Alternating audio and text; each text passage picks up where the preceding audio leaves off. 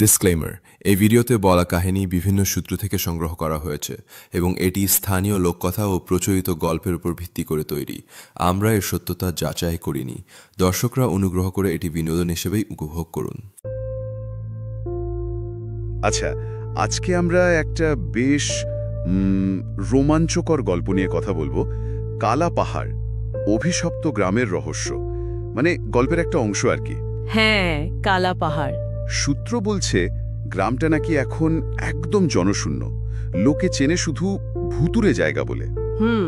তো 3 জন কলেজ পড়ুয়া বন্ধু তারা সাহস করে গেল সেই গ্রামে। তাদের অভিজ্ঞতা নিয়েই আমাদের আজকের আলোচনা। দেখি কি কি বেরিয়ে আসে।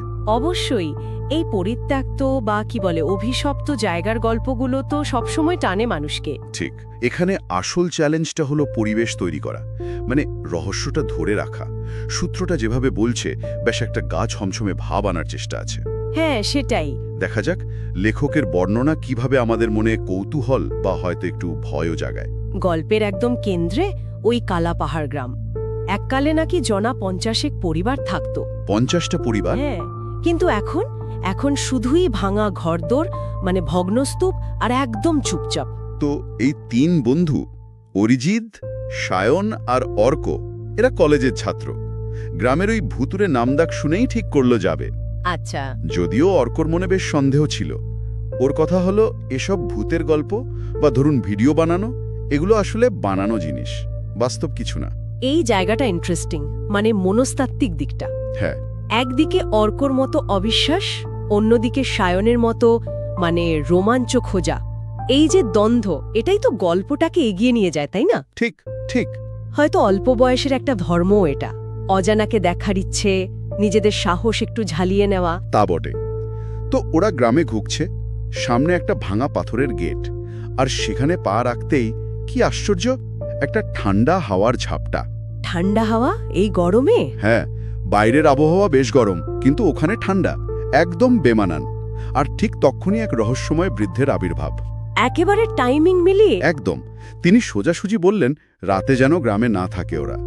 কথাটা বেশ মনে রাখার মতো ছিল। সূর্য ডোবার পর এই গ্রাম আর মানুষের নয়। বাবা, বেশ নাটকীয় প্রবেশ বৃদ্ধের। তা একটু, আপনার কি মনে হয় এটা একটু বেশি সাজানো এত তাড়াতাড়ি? হতে পারে। গল্পে এরকম হারবিঞ্জার বা পূর্বাভাসের চরিত্র তো আসেই, হয়তো একটু চেনা ছক। কিন্তু কিন্তু ওই ঠান্ডা হাওয়া আর তারপরেই এই সাবধান বাণী দুটো মিলিয়ে বেশ একটা আসন্ন বিপদের অনুভূতি তৈরি করে। এটাই তো ভয়ের প্রথম ধাপ, মানে পরিবেশের স্বাভাবিক নিয়মটা ভেঙে দেওয়া। ঠিক বলেছেন। আচ্ছা, গ্রামে ঢোকার পর অদ্ভুত ঘটনাগুলো বাড়তে থাকলো। প্রথমে শুধু শোনার ব্যাপার, একটা কান্নার আওয়াজ মৃদু। তারপর বাতাসে কেমন ধুলো উঠছে। একটা ভাঙা ঘরে ঢুকলো ওরা, সেখানে একটা পুরনো ল্যাম্প। সেটা ছুঁয়ে অর্কর মনে হলো, আরে এটা তো এখনো গরম। গরম ল্যাম্প? তার মানে তো কেউ সম্প্রতি ছিল সেখানে।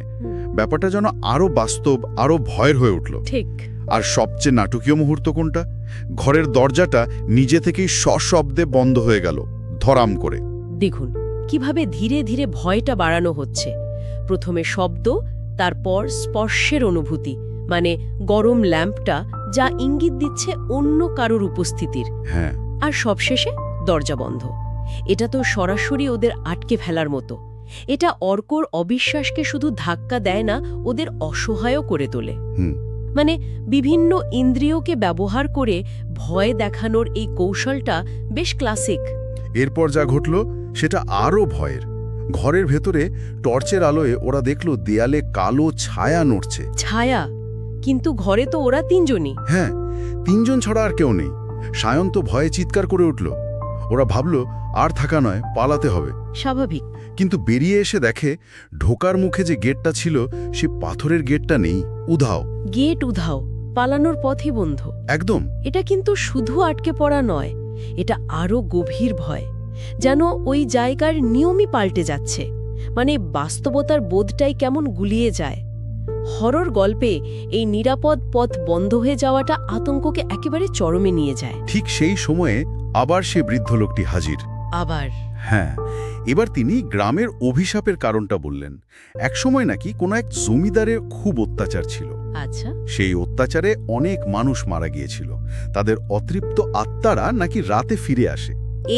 তাহলে কারণ ঐতিহাসিক ট্র্যাজেডি আর অভিশাপ, লোককথায় এটা প্রায়ই দেখা যায়।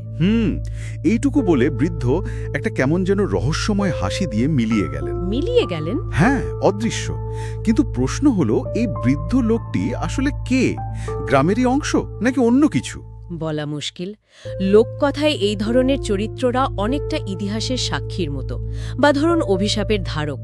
তিনি হয়তো অতীত আর বর্তমানের মধ্যে একটা যোগসূত্র হতে পারে। তার পরিচয়টা রহস্যে ঢেকে রেখেই হয়তো লেখক বোঝাতে চাইছেন যে তিনি ওই পরিবেশেরই অংশ, সাধারণ কেউ নন। তার ওই হাসি আর মিলিয়ে যাওয়াটা সেটা অলৌকিক ব্যাপারটাকে আরও জোরালো করে। গল্পটা যেখানে শেষ হচ্ছে সেখানে তো পরিস্থিতি বেশ জটিল। বন্ধুরা আটকা, পালানোর পথ নেই, বৃদ্ধের কথাও কেমন ধোঁয়াশা। একদম। শেষ পর্যন্ত কি হবে ওই প্রশ্নটা, তাহলে এখান থেকে বেরোবো কিভাবে? এটা তো একদম ঝুলিয়ে রাখা হলো। হ্যাঁ, একটা ক্লিফ হ্যাঙ্গার। আচ্ছা, এই আলোচনা থেকে একটা কথা ভাবছিলাম। বলুন। একটা জায়গা নিয়ে যে গল্পগুলো চলে, যে বিশ্বাসগুলো তৈরি হয়, সেগুলো কি সত্যিই ওই জায়গাটার উপর কোনো প্রভাব ফেলে? মানে এই কালাপাহাড়ের গল্পটা শোনার পর জায়গাটা কি আমাদের মনেও শুধু একটা পরিত্যক্ত গ্রাম থাকে, নাকি আমরাও মনে মনে ভাবি ওখানে সত্যি অতৃপ্ত আত্মা থাকতে পারে? ঠিক তাই। হয়তো নিছক গল্পের শক্তি বাস্তবতাকে ছাপিয়ে যায়, এই ভাবনাটা কিন্তু থেকে যায়, তাই না? সত্যি